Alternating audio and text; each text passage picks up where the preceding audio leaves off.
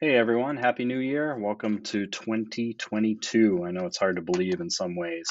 As one of the sports teams that I follow says, as common phrase this gets thrown out there is, where else would you rather be at this point in time, right here, right now.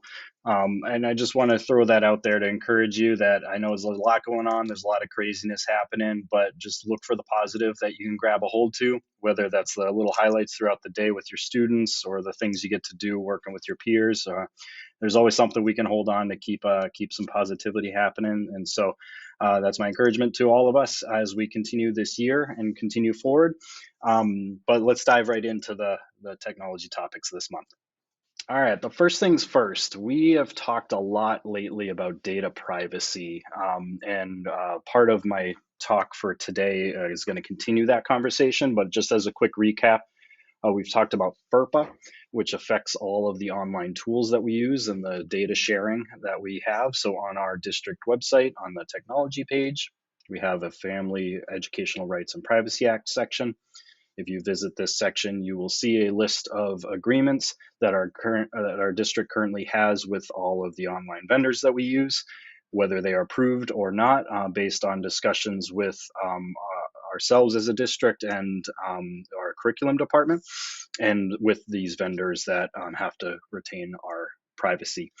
And again, if you don't find the resource that you use consistently on this list, please submit a support ticket so we can get that process started. And hopefully it can be something that is approved, but it'll go through the chains of technology, data privacy, and curriculum to make sure we are covering our bases there. Definitely for more information, check back on previous iSchool newsletters and the recent communication from the curriculum department. With that, the next piece kind of covering data privacy relates to Google Drive and how we use it and how we can share things that might be a little more broad than we intend. So I want to cover that real quick here. If we make any document on Google Drive, I know a lot of us are familiar with this idea that if we create it in my drive, it's personal just to me. If I create it in a shared drive, potentially other people who have access to that shared drive can get it. But I also have this share button over in the corner, and this allows me to take this document and give access to other people beyond that initial set. One of the things that happens a lot is we just have a document that we are naming and we want to give out to a bunch of people. And so rather than putting those people or groups in here, we just click this button right down here, share with Haverhill Public Schools. Easy, convenient. We can now copy this link and send that out. Here's the problem, and this is what I want everybody to be aware of as we talk about data privacy and concerns here, is that Haverhill Public Schools is a large organization, right? As you might expect, it includes staff, it includes students, it includes people in multiple buildings and multiple places. And so whenever we click this button, that opens up this particular document to anyone in Haverhill Public Schools, students included, other buildings included, etc. And that might not be your intention. And admittedly, that might violate some of the privacy things we talk about if we're trying to keep all of our files secure as we curate and manage our documents online. And so what we want you to be careful of, number one, is just be careful with that button. Pay attention that when we click that, know that is sharing to the entire organization. Know also, and this takes us a step further, that you might not even know that this exists, but if I click on Haverhill Public Schools at this point, you'll notice I have a choice in here to, instead of opening it up to the entire organization, I can open it up to just HPS staff only. And if I choose that, as you might imagine, it is only staff members that can access this file. Same general permission where I can copy the link and send it to a bunch of people. But a big distinction here is this is staff, adult staff members only, not students. And so this might be a better choice depending on the types of documents that you are storing online and hoping to open up broader to other people. So because I know for a fact that not a lot of us might know or use this designation here between the entire organization and just staff only, I have a little homework assignment for all of us. And here's our homework assignment, is to do a little self-check to figure out, okay, what documents do I own that I've opened up to the entire Haverhill Public Schools organization, to see if that's something that, oh, I have a few things in here I don't need students to access, or I don't need people in other buildings to access, and allow you to adjust those permissions a little bit. So in your drive, you have this nice little search tool up here. And one of the great features it has is a little filter button in the corner. If I click this filter button, there's only two things you need to do for your homework. Number one, change the owner to owned by me, and then change the location to visible to anyone in Haverhill Public Schools. If you do this, it puts in a little string at the top here, these save filters, and I'll hit search.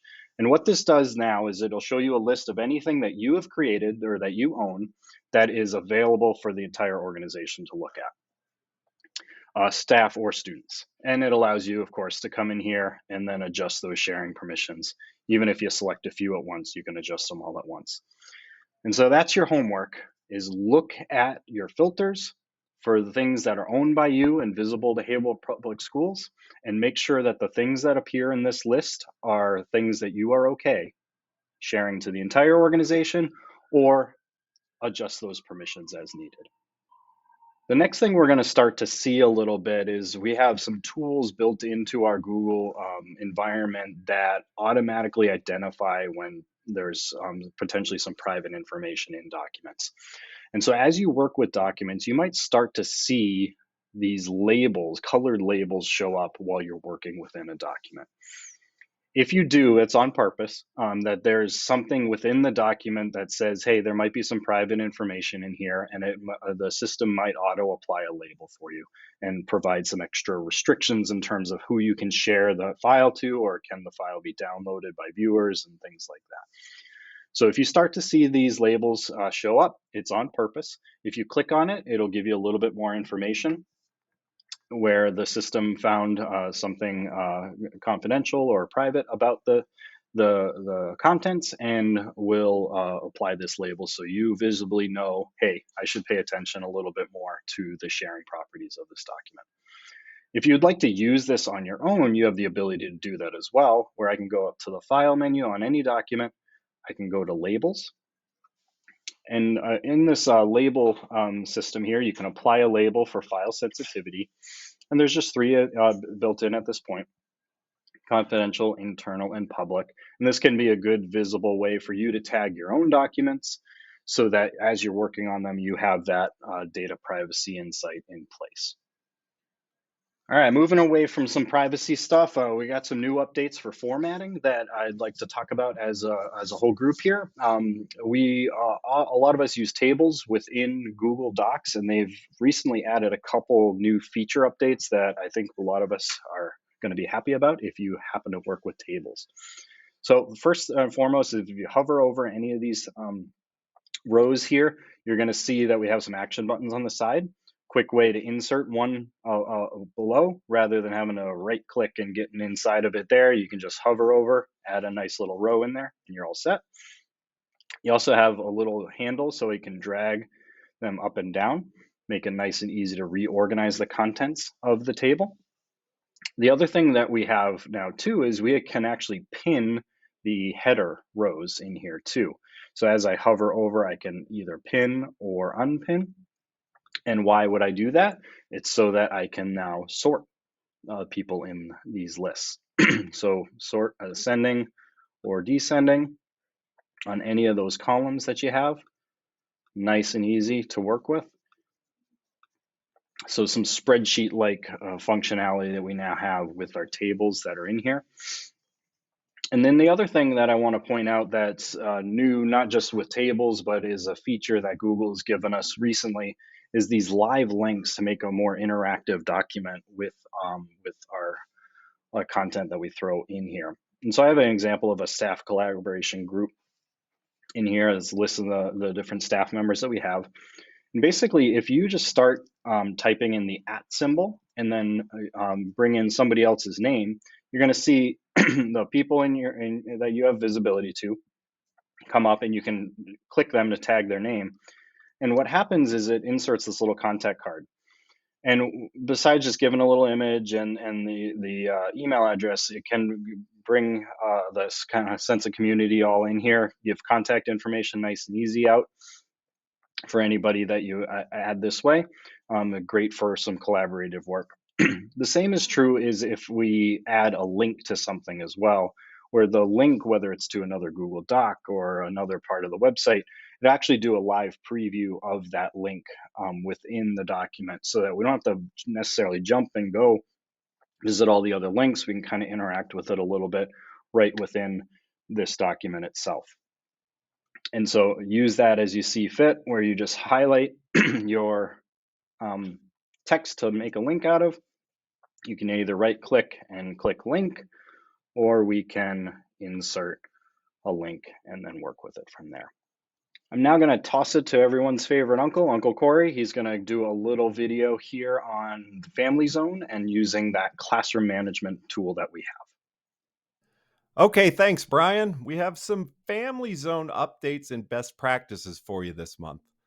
Hopefully, everybody's using Family Zone to keep track of what all the students are doing in class on their Chromebooks and making sure that they're focusing on the classwork and not chatting and looking up funny cat videos or anything like that. So they've renamed the extension that you'll see in the Chrome browser on when a student is signed in, either on a Chromebook or in a Chrome browser on any computer. They've changed it from LineWise Connect to Connect for Chrome Education. Not a big deal. We just figured we'd let you know. They've also done some speed and stability updates, which makes it a little bit more responsive. I know in the past you've probably seen that it's a little slow to load some of the screen images and things, but it's a lot better than it was previously, and they're continuing to work on that as well. There's also a couple new features. One of them is called Class-Wise Chat. You're going to see when you have a class in session, which I'm going to open up right now. The chat function only works if you actually have the class in session. If it's not in session and you open the class, it'll have a red dot here. You won't be able to use the chat function. It has to be open for this to work. Students can't message each other, so this isn't a class chat or where they can talk back and forth while you're trying to teach them. It's a direct message from a teacher to any student in the class. It's not a group thing. It's an individual chat between the teacher and the student. All of these messages are logged and timestamped, so there is a record of it. So if you needed to go back and check something, hey, I told you to do this assignment, or hey, please focus on the class instead of funny cat videos or anything like that, you will have the ability to see that history. And it's off by default for each class. So once you start a class session, you actually have to go to this chat function. You have to turn chat on for just this class section or session, excuse me. And you'll see a list of all of your students. And you basically just click on the student's name, type in your message, hit the little send paper airplane, and they will get a prompt on their screen that you've sent them a message, and they can communicate back and forth with you within that chat function. It's very cool. It was a feature that a lot of people asked for. They've gone ahead and implemented it. It is in a beta, so they're still working on it. So it might be a slightly glitchy every now and then, and things may not work always, but it's a good thing to check out and a quick way for you to be able to keep students on task. There's also the live view. And when you see all of your student tiles in your open classroom session, you're going to see a screenshot, a thumbnail screenshot of what they're looking at, what they're currently working on their Chromebook or their device. And if you simply click on it, it's going to make a larger version. It's going to take it a second. It's going to look, it's going to take a snapshot. It's not a total smooth live video stream of their screen. It takes snapshots and uploads them. And as we were just talking about, this particular student is looking at the funniest and most humorous cat videos, which they should not be doing. If you've mentioned in the chat, hey, focus on your schoolwork instead of doing that, you actually have the ability to go here and close the tab on the student's device, and they will get a message on their screen that says a tab was closed by your teacher. Kind of a reinforcement of you asking them politely to focus on classwork. You can set this to to follow the active tab. So if they're switching between the tabs that they have open on their machine, um, when you do this, when you enable this, as they switch back and forth, your screenshot thumbnail will update, as you can see here. So I'm actually logged in as the student on a Chromebook, and as I'm switching between the tabs, it's going to follow the active tab. You can turn that off if you want to just watch one particular tab, but you can re-enable it at any time. There's also a new feature called monitor only mode. And what you're going to see here is you can add a class, say, I want to make it a monitor only mode. I want to give it a name, and I can hit save. And you'll see it's going to create this one with a green button instead of a blue button. The blue button are the ones that are synced with Google. This is a local only to you, and it's just for monitoring. So you can't do the chat function. You can't do your rules to filter things. You can't do anything. It's just a simple way to create a class where you can keep track of a particular student or a group of students where you don't want to be able to filter or do anything. You're just going to see what they're doing instead of doing their schoolwork. The way this works is I already have one here, monitor only mode. If you start monitoring, it's the same as the other. You set an open and a closing time, hit start. And what you're going to see, it's a lot different. You see that the chat button is not there, the monitor only mode banner across the top, and you can modify. So you can add or remove students from this, but you can't do anything. You can look at their screens, but you can't close tabs. You can't chat with them. You don't have the same filtering rules that you do in a normal class. Kind of a cool thing. A lot of people do that to keep track of certain things that certain students are doing, or they just want to monitor things and don't want to have to worry about leaving rules going that they're blocking content and that kind of thing. So it's another new feature that they've added, and we highly recommend checking that out as well. Okay, we have some best practices that we want to remind everybody of. This has been in the newsletter a couple times, but we want to make sure that all the students are able to access curriculum resources and online resources when they're not in your class. If you open your class, you start a family zone class and let it run all day, you got to remember that any rules that you make will follow them. So if they go to another class with another teacher and they're going to look at a YouTube video and you have YouTube video blocked while your family zone class session is still open, they're not going to be able to access that. So they're going to have to go up to the family zone agent. They're going to have to see right here, it says not in an active class. It will say on their screen what the name of the class is and what the teacher is, and somebody will have to contact them and say, hey, can you end your class because we need to use this? You have your family zone running, and it's filtering out what we're trying to use in our class. The sync button that you'll see also up here is a way, if you see a bunch of old classes or ones that you've archived or you're no longer part of, or things just aren't working right, you can click the sync button and a little prompt will come up and you click the sync. And basically what it's going to do, it's going to reach out to Google. It's going to say, what are all the Google classrooms that this teacher has? I want to make sure they're the same ones with the same students and everything in Family Zone. So when you go to start a class session, or you want to, you have a new student that doesn't show up, this is one way that you can make sure it stays in sync with Google Classroom, and the students and the classes that you see are the same that you would see if you went to Google Classroom. Another thing that comes up sometimes is students cannot be seen in your Google Classroom or your Family Zone classroom. If you're running a Family Zone classroom and you can see that the student is doing things, but you can't see them, it's not showing their activity in the Family Zone session, you can go over and click on the Family Zone agent up here and hit this resync button. And if you reload, it's going to contact the system, make sure that this agent is active, and that should resolve any issue where you can't see a particular student's screen. When you're standing right in front of them, you're I can see them on the Chromebook. I can see what they're doing, but I can't see it in Family Zone. This is the first thing to do. The second would, of course, is always to power off the Chromebook, power it back on, have them log back in, because we all know one of the biggest things in IT is, have you tried turning it off and turning it back on again? Another thing that you can do to find the latest news and the latest releases, bug fixes, and features in Family Zone is to click this latest news button up here.